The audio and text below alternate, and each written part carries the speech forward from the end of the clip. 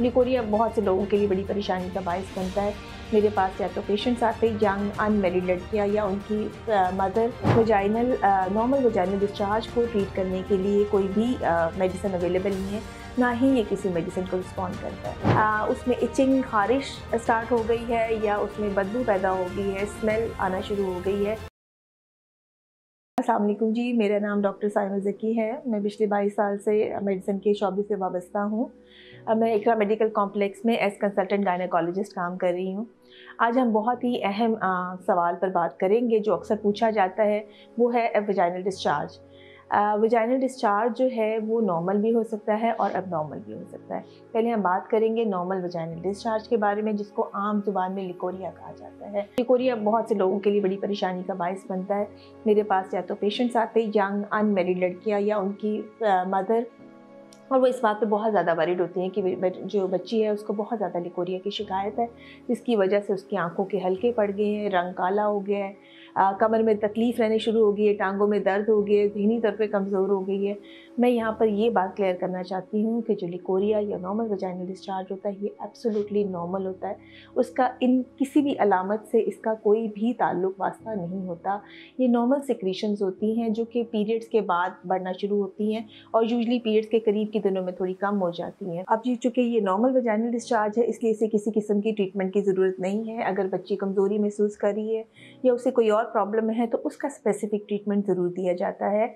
Normal vaginal discharge को treat करने के लिए कोई भी मेडिसिन अवेलेबल नहीं है, ना ही ये किसी मेडिसिन को रिस्पॉन्ड करता है। दूसरी तरफ हम आते हैं एबनॉर्मल वजाइनल डिस्चार्ज की तरफ। अब क्या चीज़ें हैं जो नॉर्मल वजाइनल डिस्चार्ज को एबनॉर्मल बना रही हैं? वो हो सकता है कि किसी किस्म की उसमें इन्फेक्शंस हो जाए, वो फंगल भी हो सकती है और वो बैक्टीरियल भी हो सकती है।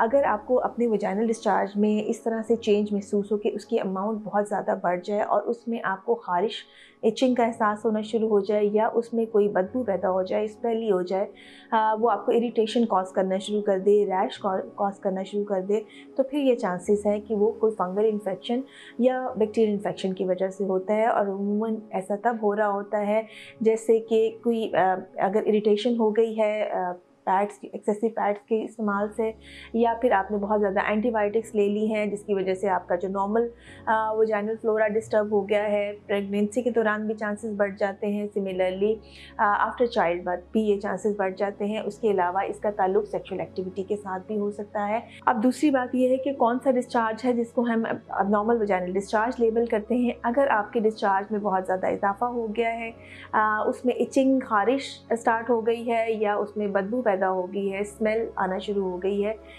या उसकी वजह से आपको कोई रैश डेवलप हो जाता है, तो इस डिस्चार्ज को हम एबनॉर्मल वजाइनल डिस्चार्ज लेबल करते हैं। इस सूरत हाल में ज़रूरी है कि आप अपने डॉक्टर से रब्ता कीजिए, वो कुछ टेस्ट शायद आपके करवाएं या अकॉर्डिंग टू सिम्टम्स जो आपको फील हो रहे हैं वो आपको कोई ट्रीटमेंट देंगे। अगर उन्हें इसका कोई रिपीटेड कॉज मिलता है, बाज़ लोग बहुत ज़्यादा एंटीबायोटिक्स का यूज़ करते हैं जिसकी वजह से उनका नॉर्मल वजाइनल फ्लोरा डिस्टर्ब हो जाता है, या बाज़ दफ़ा कोई इस किस्म के कोई पैड्स होते हैं जिसकी वजह से उन्हें इरिटेशन हो रही होती है, या आफ्टर चाइल्ड बर्थ कह लें कि ये इन्फेक्शन का रिस्क बढ़ जाता है। जब भी आपके हार्मोन्स में भी चेंज आ रही होती है, उसके साथ भी इन्फेक्शन का रिस्क बढ़ रहा होता है। सो ऐसी सूरत हाल में डॉक्टर वो रीज़न देखता है, कॉज फाइंड आउट करता है, और अगर इवन कॉज नहीं भी मिलता है तो भी आपको अप्रोप्रिएट एंटीबायोटिक्स या एंटीफंगल जो है वो रिकमेंड कर देता है। अब ये इसकी सेवेरिटी पे डिपेंड करता है कि वो कितनी स्वेयर है कि वो आपको खाने वाली मेडिसिन देते हैं या फिर सिर्फ वजाइनल यूज़ की मेडिसिन प्रिस्क्राइब करते हैं। तो ये डिपेंड करता है कि जब आप अपने डॉक्टर के पास जाते हैं और उसको अपनी प्रॉब्लम बताते हैं तो वो अकॉर्डिंगली आपको ट्रीटमेंट एडवाइस करते हैं। अगर आप इस मसले के लिए या किसी और मसले के लिए हमसे रब्ता करना चाहते हैं तो नीचे दिए हुए नंबर पर आप डॉक्टर से अपॉइंटमेंट बुक करवा सकते हैं।